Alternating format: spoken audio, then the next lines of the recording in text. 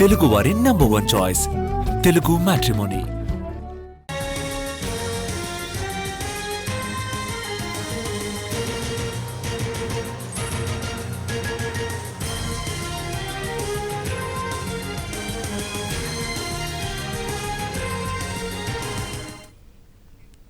మేడిపల్లి హత్య కేసులో సంచలన విషయాలు వెలుగులోకి వస్తున్నాయి. స్వాతిని చంపేందుకే 2 నెలల క్రితం వికారాబాద్ నుంచి హైదరాబాద్ తీసుకొచ్చాడు మహేందర్. ప్రేమించి పెళ్లి చేసుకున్న స్వాతిపై గర్భవతి అయినప్పటి నుంచి అనుమానం పెంచుకున్నాడు. ఆ అనుమానంతోనే చంపాలని నిర్ణయించుకున్నాడు. శనివారం తానుంటున్న ఇంట్లో ఓనర్స్ లేకపోవడంతో హత్యకు ప్లాన్ చేశాడు. స్వాతిని హత్య చేసి శరీర భాగాలను రంపంతో ముక్కలుగా కట్ చేశాడు. కాళ్ళు, చేతులు, తల భాగాలను విడివిడిగా చేశాడు మహేందర్. అయితే పొట్ట భాగాన్ని మాత్రం కట్ చేయకుండా ఉంచాడు.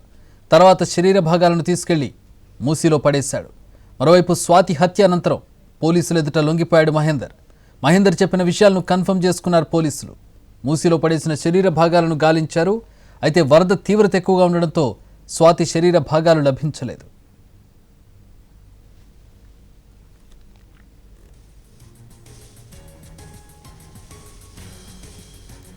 వికారాబాద్కు చెందిన స్వాతి, అదే గ్రామానికి చెందిన మహేందర్ రెడ్డి ఇద్దరు ప్రేమించి పెళ్లి చేసుకున్నారు. 25 రోజుల క్రితం నగరానికి వచ్చి దంపతులిద్దరూ బాలాజీ హిల్స్లో అద్దెకుంటున్నారు. అటు మహేందర్ రెడ్డి ర్యాపిడో నడుపుతూ జీవనం సాగిస్తున్నాడు.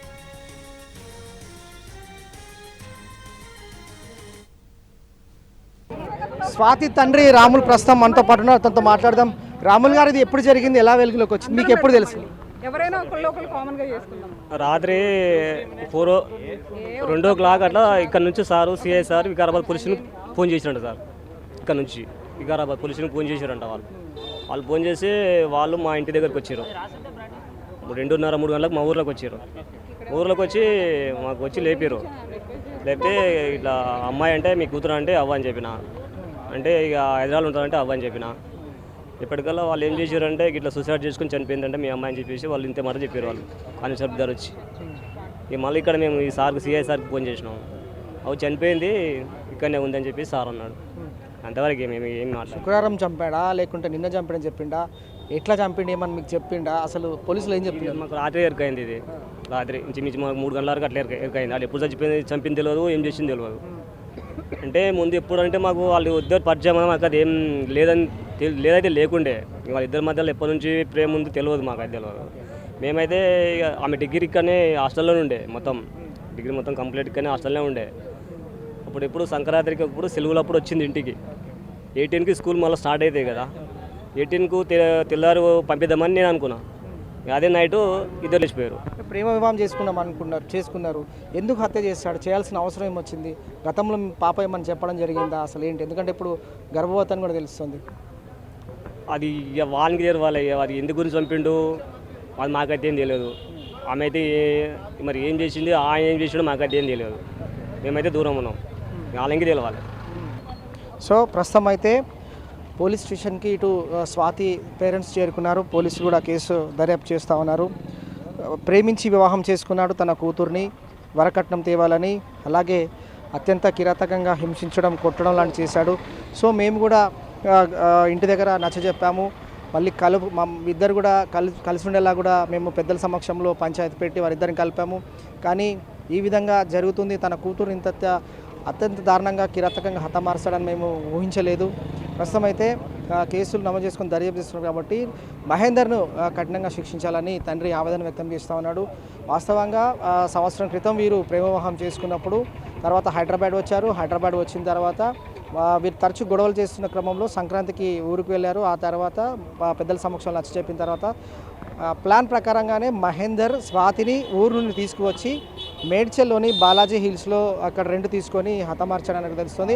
ఇక పోలీసులు మాత్రం అన్ని కోణాల్లో కూడా దర్యాప్తు కొనసాగిస్తున్నారు. ప్రస్తుతం స్వాతి విడిభాగాలు, శరీరం సంబంధించిన విడిభాగాలు ఎక్కడ పడేశాడు అనేది కూడా పోలీసులు సర్చ్ ఆపరేషన్ కొనసాగిస్తున్నారు. కేవలం ఒక పార్ట్ వరకే బాడీ లభ్యమైంది. మరికొన్ని భాగాలు ఏవైతున్నాయో వాటి కోసం కూడా పోలీసులు సర్చ్ చేస్తున్నారు. వీడియో జర్నలిస్ట్ రాకేష్తో కిరణ్, ఎన్టీవీ, హైదరాబాద్. ఇక తన కూతురిని మాయ చేసి ఎత్తుకుపోయాడని కన్నీటి పర్యంతమవుతోంది స్వాతి తల్లి. డిగ్రీ చదువుతున్న స్వాతికి మాయమాటలు చెప్పి ప్రేమించాడంది.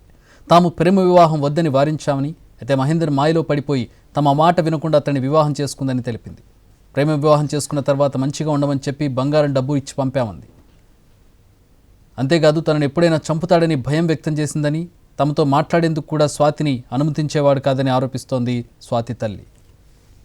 అడగలేడు, ఆ పిల్లని ఇష్టంతో నెత్తుకపోయిండు వాడు.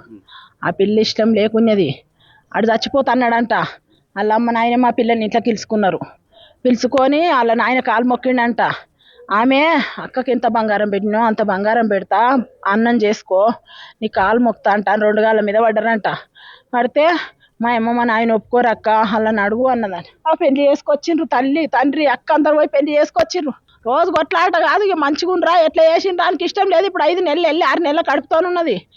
ఇంట పుడితే అరెస్ట్ అవుతాడు, లేకపోతే లేదన్నాడు. ఆయనతో చంపేసాడు సారు. ఆడు బతికితే కూడా మందికి మోసకాడే చేసుకొని సంవత్సరంన్నర నుంచి ఆడుకున్న పెళ్ళానికే రోయలేడు. మమ్మల్ని ఎట్లా రాశాడు సారు? మమ్మల్ని కూడా చంపేశాడు. ఒక్క బిడ్డ స్కూల్కి పోతున్నది, హాస్టల్ కాడికి పోయిండు. పోయి మీ అక్కకు పిచ్చిలేసింది దాంట్లో పోయిండంట కారు తీసుకొని. ఆ పిల్ల మా అక్కకే పోని ఎంటుకున్నది. ఈ ఊళ్ళో కూడా చెప్పించిన నేను. ఆడు ఇప్పుడే ఇట్లా చేసిండు, రేపు చంపడానికి ఏముంది సార్? వాడిని చంపాలి. ఏం అడగలేడు, ఆ పిల్లని ఇష్టంతో